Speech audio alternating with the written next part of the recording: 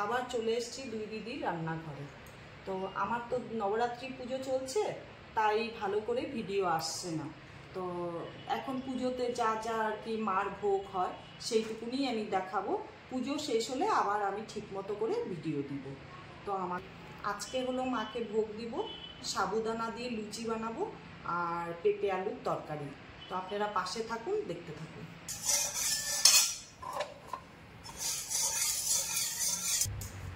কড়াইটা গরম হয়ে গেছে, আমি এক বাটি এরকম বাটি দিয়ে এক বাটি সাবু নিয়েছি, বড় দানার সাবু। সাবুটাকে এখন ভেজে নিব, গ্যাসটা সিম করে দিয়ে ভাজবো।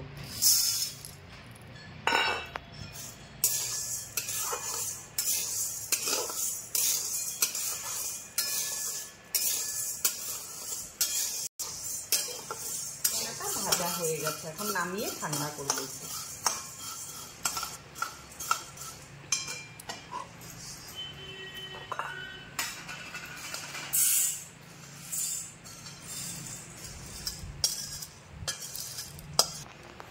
সাবুদানাটা ঠান্ডা হোক, ততক্ষণে আমি তরকারিটা করে নিই।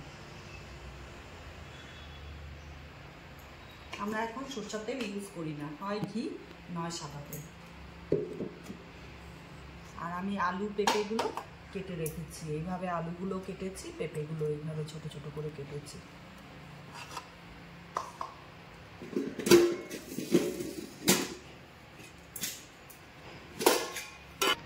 তেল গরম হয়ে গেছে, একটা শুকনো লঙ্কা দিচ্ছি ফোড়নে।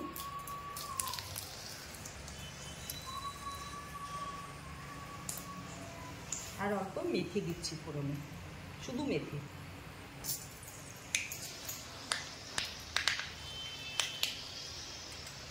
এখন তরকারিগুলো ছেড়ে দিচ্ছি,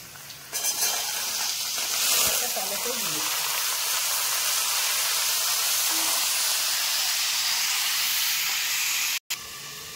তরকারিটা ভাজা হোক, ততক্ষণে আমি হলো গিয়ে সাবুদানা লুচির জন্য যে সেগুলো লাগবে, জিনিসগুলো লাগবে সেগুলো দেখাচ্ছি। দুটো আলু লাগবে, আর একটু কুচানো টমেটো লাগবে, আর ধনেপাতা লাগবে।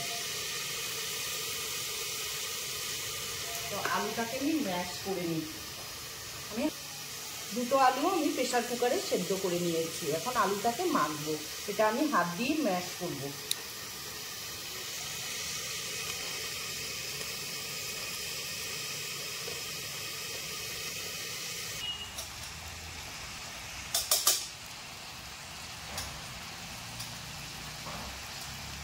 এখন আমি হলুদ দিচ্ছি, 1 চিমটি ধনের গুঁড়ো দিচ্ছি,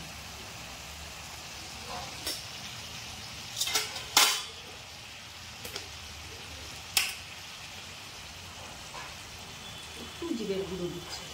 এই মশলাগুলো বাজারের কেনা না, এগুলো সব বাড়িতে এনে ধুয়ে গুঁড়ো করে পুজোর জন্য আমি সব সময় এরকমই করি। আর পুজো তো এখন, তাই এইভাবেই আমি করি।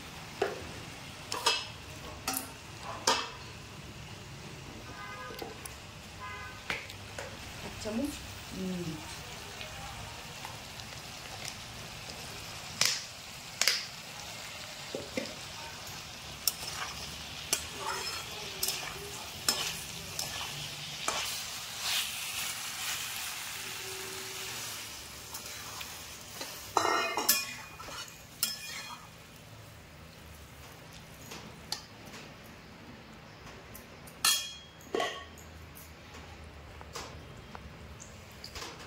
এক চামচ চিনি দিচ্ছি,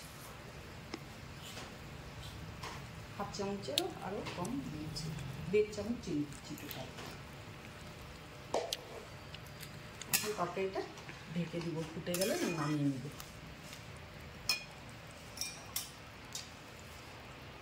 বাড়িরই বানানো গরম মশলা গুঁড়া একটু দিচ্ছি।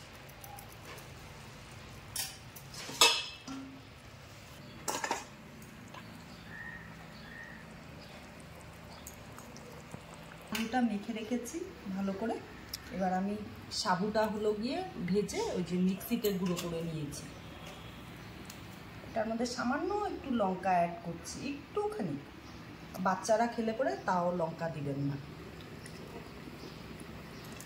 একটু কালো জিরা দিচ্ছি, আর টমেটো কুচিটা দিব আর ধনেপাতাটা দিব, দিয়ে ভালো করে মাখবো।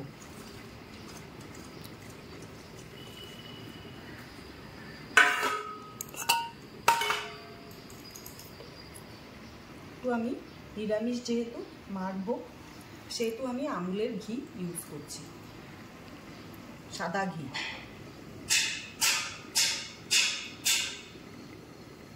এই যে সামান্য পরিমাণ, 1 চামচেরও কম চিনি দিচ্ছি, 1 চামচ নুন দিচ্ছি। এখন এটাকে মাখবো ভালো করে, আটা যেভাবে মাখা হয় ওইভাবে। যতক্ষণ না মাখাটা নরম হচ্ছে ততক্ষণ আপনারা মাখবেন। আমার দেখেন একদম নরম হয়ে গেছে, এবার 5 মিনিট থাকবে এইভাবে।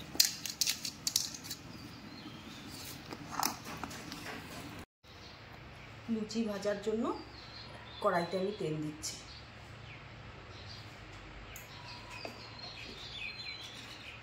হ্যাঁ, এই যে এবার আমি গুলি করব। আপনারা কিন্তু একটু আটা মেশাবেন, কেন কি আমাদের তো পুজোতে আটা দেওয়া যায় না। যতদিন না আমরা কুমারী খাওয়াবো ততদিন মাকে আটা চড়াবো না, আমরাও খাবো না। সেই জন্য আটাটা দিলে ভালো করে বেলা যাবে না, তো ফেটে যাবে। আমি বেলছি, দেখুন।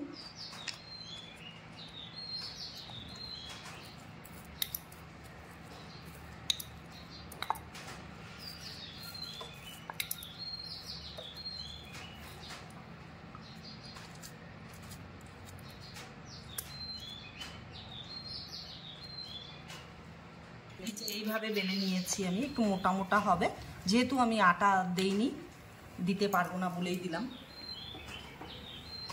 তেলটা গরম হয়ে গেছে, এবার আমি ছেড়ে দিচ্ছি।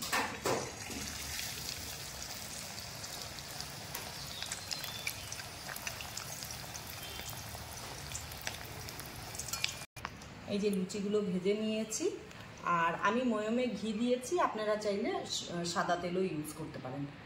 এই যে এটা মার ভোগ দিব, তারপর আরও ভাজবো, ভেজে আমরা খাবো। এখন আমি মাকে নিবেদন করব।